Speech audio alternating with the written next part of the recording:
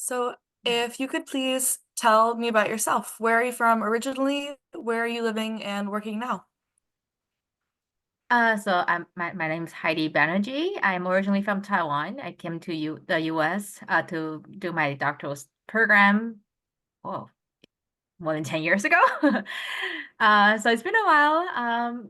I currently live in Massachusetts, specifically in Watertown. So it's like the next town of Cambridge. That's where I live right now. I work from home. My company is a worldwide company, so we have employees everywhere. So most of us work from home, but connect online. And what does your position involve? I'm a psychometrician of this company is called PSI. We were just acquired by ETS earlier this year, so we're actually part of the ETS family right now. Our company does credentialing and licensure testing, and my position specifically work with educational part of the assessment that we are responsible for. So I work on immigration language tests and also K to 12 kind of adult education credentialing right now. Very nice. Yeah. So, at what institution did you complete your doctorate and in what year did you finish? So I graduated from Teachers College, Columbia University in 2019, and I specialize in applied linguistics, specifically in second language assessment. And in practical terms, how would you say your doctoral research makes a difference in society today? So my research is on scenario-based language assessment. So we actually were inspired by the work at ETS, who were using scenario-based assessment on reading literacy with K to 12 students. So we took that and we wanted to apply that to the second language education field. So I would say we are one of the first, like by we, I mean just myself and a lot of my colleagues in the doctoral program, because we had this little lab called Scenario-based Assessment Lab, started by my advisor, Dr. James Pepera.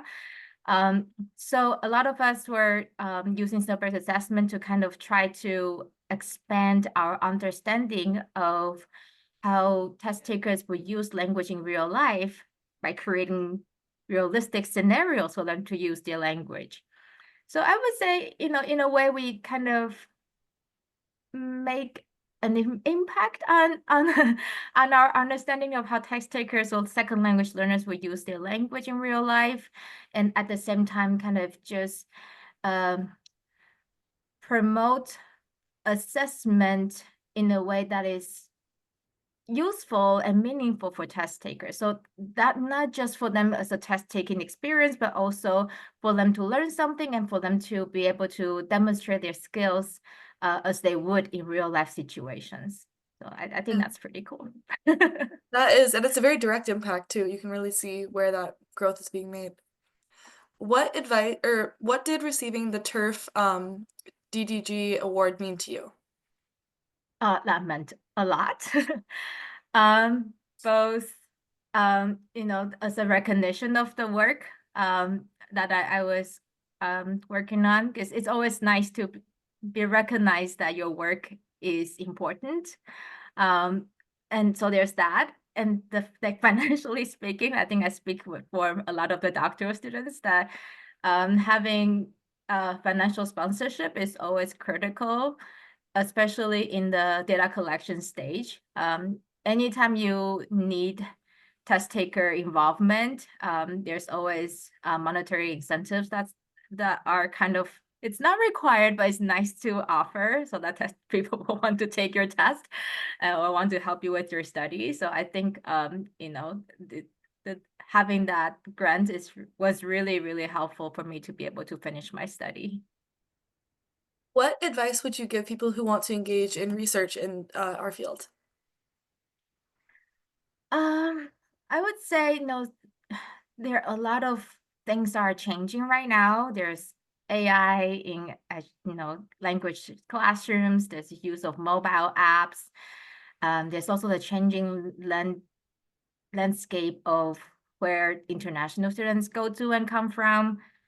I would just say, try to think outside of the box, because there are a lot of things that have been extensively researched on, but there's always a gap in those widely researched on aspects that people have not thought of in terms of what's happening right now.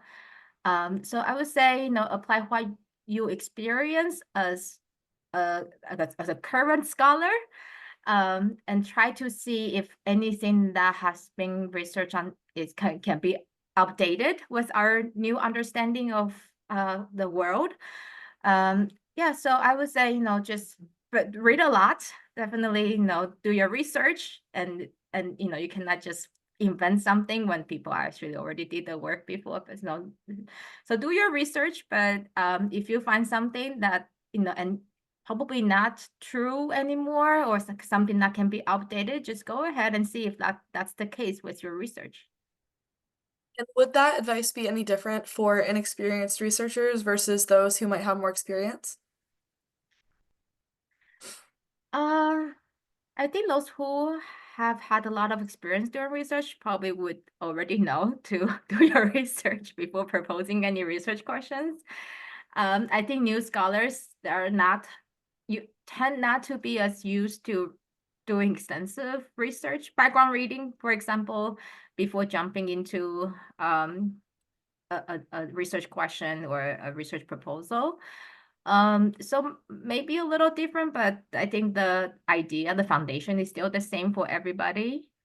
Just to make sure that the niche or the gap that you identified is real, that the need to fill that gap is real before you actually go ahead and fill that gap, and then later on find out it's already been filled. That makes sense. No one wants to reinvent the wheel. So, Right. what advice would you give to someone wanting to apply for a DDG award? Um, go for it. But just also realize that it's very competitive. Um, I think for me, I think what made my case successful is that I worked very closely with my advisor. And so he gave me a lot of suggestions and advice while I was doing my applications.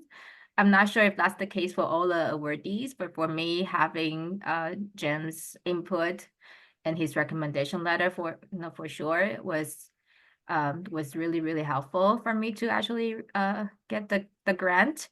And he also was able to kind of help me pinpoint what would make my study stand out among all the applicants.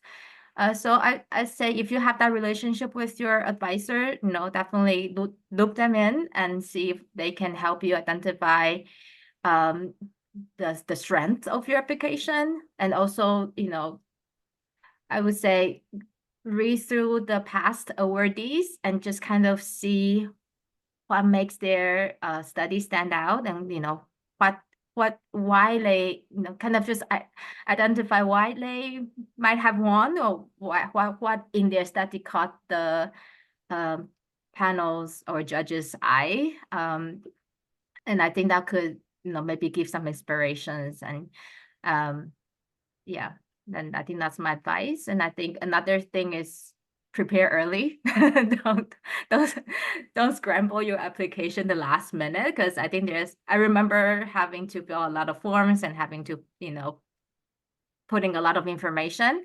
So definitely be thoughtful when you fill out the application. Yeah, so definitely not a last minute thing. And what would you tell individuals or organizations that are interested in donating to TIRF? Do it. It makes a great impact on not just the doctoral students who are applying to the grant, but also the field, because what these doctoral students or scholars are doing can potentially change the field a lot going forward. So you're not just donating to a scholarship, it's almost donating to the future of the field. So I myself actually donated to the grant after I graduated, because I feel like, giving back to this organization who's actually helping um, future scholars who can make potential great impact on the society is fun. It's just instrumental. It's very important, and I was grateful to have been able to receive that grant, and I was hoping to help future scholars by just contributing what I can. That's very amazing. It's really a full circle thing then, isn't it? That was all the questions that I had for you today. Is there anything that you'd like to expand on or share about your experience with TIRF otherwise? Um, I would just have to say that TIRF is an amazing organization. The way it kept in touch with the awardees, it felt like, even though I've never met Ryan or Kathy, unfortunately, in person, they were constantly in contact with me. I just felt like, it's not a one-time thing, that you're part of the TIRF family. So I'm really grateful for that.